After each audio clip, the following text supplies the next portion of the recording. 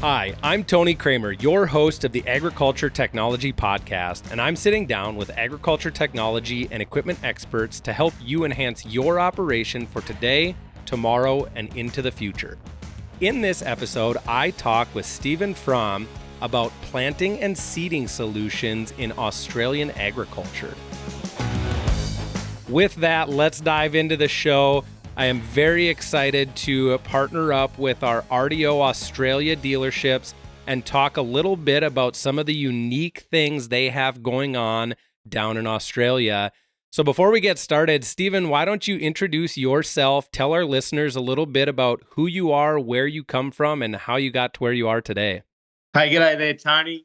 Really pleased to be here. As you said, my name's Stephen Fromm. I think my official title is a Business Development Manager Crop Care, but at the end of the day, I'm just the planter specialist. Involved with John Deere for 16 years, started down in what we call the pre-delivery shed, so delivering brand new pieces of equipment and getting those ready and getting them out the door. Very sort of lucky and blessed to work my way up through the business and, to where I am today. So the last 6 or 8 years purely focused on all things planting. And I guess here in Australia, we do have a lot of different crops and commodities, all the way from trees to cotton, vegetables to sugarcane. Seem to have a little bit of a grasp on all of those things, Tony. Yeah, you guys get to dabble in a little bit of everything. Australian agriculture, a lot of what you guys do is dry land. And in the dry land, you guys have concerns or really have to look at the moisture content and what you guys are doing for irrigation. Now, there's a lot of different ways you guys are doing that down in Australia. So let's talk a little bit about some of the ways Australian growers help conserve that moisture and do different things to make sure that they have adequate moisture for their crops. Yeah, sure. And I guess for the sake of the podcast, Tony, we might just concentrate on a crop like corn or cotton. I guess if we delve into the sugarcane thing, that could be a whole episode on its own. I don't think I've seen one sugarcane farmer yet in Australia that agrees on row spacing. So we'll keep that one a bit simple. Look, I guess in our irrigated country, we are very blessed here in Australia. We do have some fantastic irrigation schemes. We certainly don't have a lot of them. So as you said, a majority of our country is dryland farming. In the irrigated areas, we probably traditionally run a 1 metre row spacing or 40 inch. And a lot of that's based around the machinery, particularly a cotton picker. So any of our large cotton picker areas or cotton grown areas, they want that picker to come in on that 1 metre spacing. And then I guess our farmers continue with that 1 metre spacing for, say, corn, or while we're on those 1 metre spacings, or maybe in 1 metre beds in irrigation, we might then plant 2 50 centimetre rows of, say, a wheat or a winter crop. That's 1 metre spacing. In our irrigation, we do run some 60-inch stuff or 1.5 metre. We do have some 30-inch stuff and what we call single skip. So when we get into a dryland situation, a lot of our growers would be on possibly 60-inch or 1.5 metre. There is some single skip, so one in and one out. So when we speak about single skip, we are planting a single row and then skipping a row. So that traditionally gives us about 66% of our area planted, and obviously all around conservation of moisture or having water ready when we need it the most time, which is critical times like flowering or stuff. In our dryland, we do, as I said, run 60-inch. We also may run a double skip configuration, so that would give us a 50% of our area planted. And we also have a crazy configuration called super single, which would then only give us 33% of area planted. And as we've touched on, mate, all of that is all about moisture conservation and getting moisture to that plant when it needs it the most. Now, do you guys, in all those different practices you were talking about, do you guys see that happening, say the single skip practice, does that happen generally in one geographical area, or do you see all of these different practices happening across all of Australian agriculture? Yeah, you could probably say that. So we have, 22 ag branches scattered around Australia, predominantly on the east coast of Australia. But yeah, in those areas, we would see some of those configurations being used across that whole geographic area for sure. Not necessarily single skip being used in the southeast corner and double skip up in the northeast corner. It's kind of scattered all throughout then. Yeah, correct. And I guess the interesting one there is we also now have cotton and crops grown up in what we call the Northern Territory, up in the far north, and they actually run on 1 metre row spacing. But because they're a rain-grown crop, they're very lucky to get that rain. And so when we talk about the wet season in the Northern Territory, we might get up to 1.5 metres of rain in crop for that wet season, which traditionally starts in December. So they are probably the exception of our dryland farmers because they have so much in-crop rain. Man, yeah, that's a lot to think about. I know most of the stuff in the United States we're 30-inch row spacing, or we get a little bit wider in some of the vegetable crops, and sometimes a lot narrower in some of the produce crops. But you guys are doing some very unique things with the skip passes, or the single skip, double skip type practices. And it's all about the water conservation, trying to make sure we have enough moisture to produce the crops that we need. Another thing that I think comes into this is something that you guys have adopted. We see it a little bit here and there within the United States, but I wouldn't necessarily say it's mainstream. But you guys have gone down the path, or a lot of growers in Australia have gone down the path of controlled traffic. Talk a little bit about the importance in Australian agriculture and the different crops that you guys grow.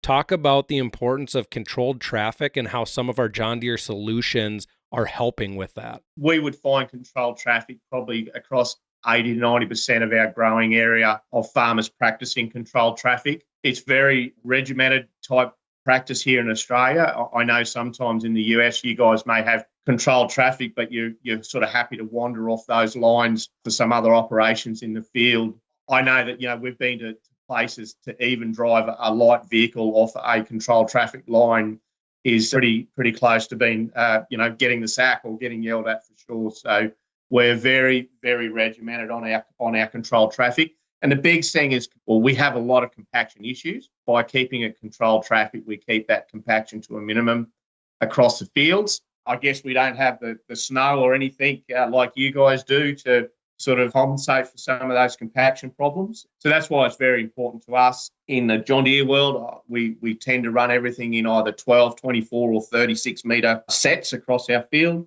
So traditionally, our planters are probably always a 12-metre planter. The linkage type planters, I know you guys in the States use a lot of drawn planters. But yeah, so we try and run everything in those configurations. And I guess with John Deere, some of the benefits there would be, say, active implement guidance. So we're sort of steering those machines on those wheel tracks, particularly if we are running a 36-metre planter or a 24-metre planter.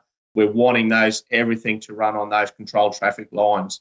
And controlled traffic, like I said, is very close to a religion here in Australia, and it can't be messed with, Tony, for sure. So I think about controlled traffic and what some growers do in the United States, that they may have controlled traffic through one growing season where they can put, generally speaking, we can put the planter and the sprayer on the same traffic lines. But down in Australia, are you guys following through with these controlled traffic lines year over year, or do they move after a year? No, those controlled traffic lines are there. And I'm sure that if you talk to some of our older type growers, those lines may have never shifted for 10 or 15 or 20 plus years. The controlled traffic lines may get renovated every now and then. So when we speak about that, so if we've had a bit of a wet year and those controlled traffic lines have been rutted up with our heavy cotton pickers or our chaser bins, what we call a chaser bin or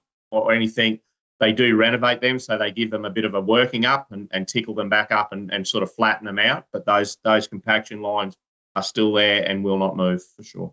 Okay, that's very interesting. That, like I said, will sometimes season to season, guys will keep controlled traffic, but I would imagine because of what you guys are doing with controlled traffic, it plays quite a major role in implement size and width across an entire farm, making sure that all of their operations, all of their seasonal operations that they're doing, obviously have to line up with these controlled traffic lines.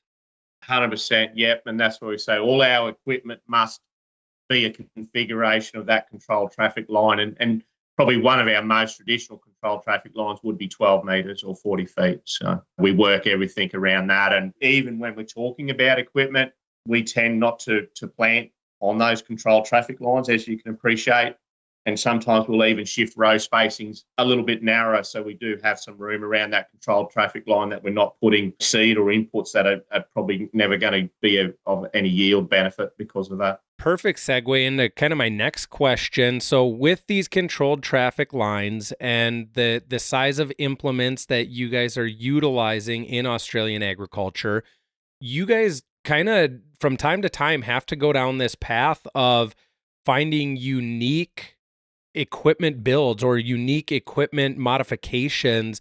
Let's talk a little bit about some of the unique modifications that RDO Australia has come across in order to keep customers on what they're doing with controlled traffic and equipment spacing. Yeah, sure. So I guess what we call custom build is figures a large part of our business. It's probably one of the main reasons that I'm still involved and love what I do, because, building those one-off solutions, they certainly may be tedious or annoying, but to see the result in the field is very rewarding. We certainly do have a lot of custom builds, and some of that is because the solution from John Deere may not be perfect. Obviously, a lot of loyal John Deere growers in Australia, so they still want to have that John Deere equipment, but we just have to maybe change that slightly to accommodate controlled traffic, or we may have to change the configuration of it slightly, or use some John Deere equipment and technology on what we call a custom build bar. So the bar may be built locally here in Australia,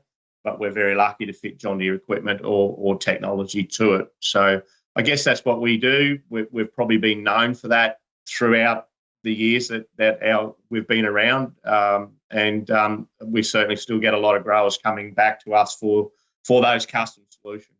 Yeah, and I know we were leading up to recording this podcast. Another thing you guys talked about that kind of opened some of the doors for some custom solutions was with the John Deere Monosem collaboration or acquisition. So whether it be your broccoli growers or your peanut growers, you guys have found success in offering some of the Monosem solutions as well, correct? Yeah, sure. So we're very lucky that we've had a relationship with Monosem for probably nearly 10 years now. I think we would be the only John Deere dealer in Australia that has that Monosem direct account. And look, we've been very lucky. And I mean, anyone that looks at the Monosem website, I guess scattered across the front of it is custom built planters. And that's exactly what they do. And by gee, over the 10 years, we've had some crazy requests. And I don't think we've turned one down yet. Like you said, we've had a grower that bought a planter that, he wanted to plant 6 rows of broccoli and then plant 12 rows of corn. That's what we've done. We've done a lot of work in vegetables with Monosem, a lot of custom work in broadacre with Monosem, whether it be a very large machine, 36 rows, or just a 12-row machine. So very lucky to have the Monosem brand in our stable, providing some fantastic solutions and flexibility with their machines for sure. Yeah, that is one thing I am also learning here in the United States, becoming a little more in tune with our Southwest agriculture region down in Arizona, Southern California, is that, the Monosem solutions and what we can offer customers is very unique as to what they need for their cropping system. So great to hear that you guys can also take advantage of that solution in Australia.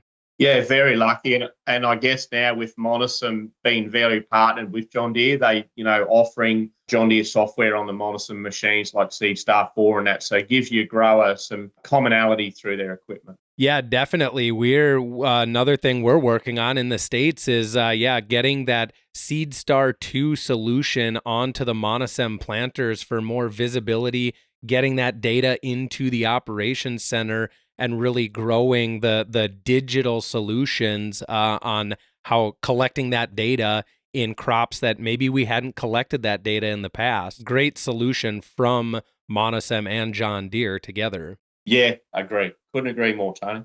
Now, another thing I wanted to touch on is, of course, so we talked about some of the custom builds, the one-off solutions. We talked about utilizing Monosem as a solution.